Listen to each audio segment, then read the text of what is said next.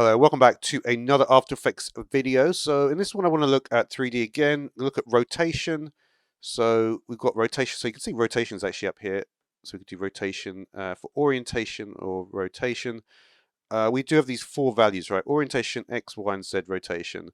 Orientation is used for posing what you want to pose. It can only go up to 1 full revolution. Z rotation is essentially the same as regular rotation. So for instance, if I did something with the Z rotation, you see it just moves exactly like you'd expect to see a 2D layer move. So that is cool. And then you can just do animations in the same way, right?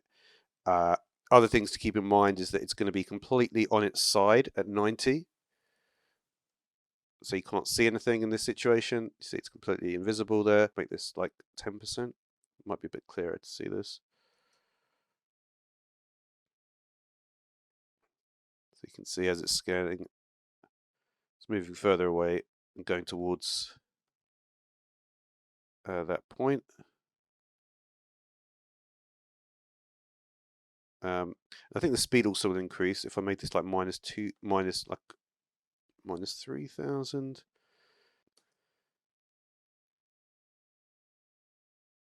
So you can see that happens there.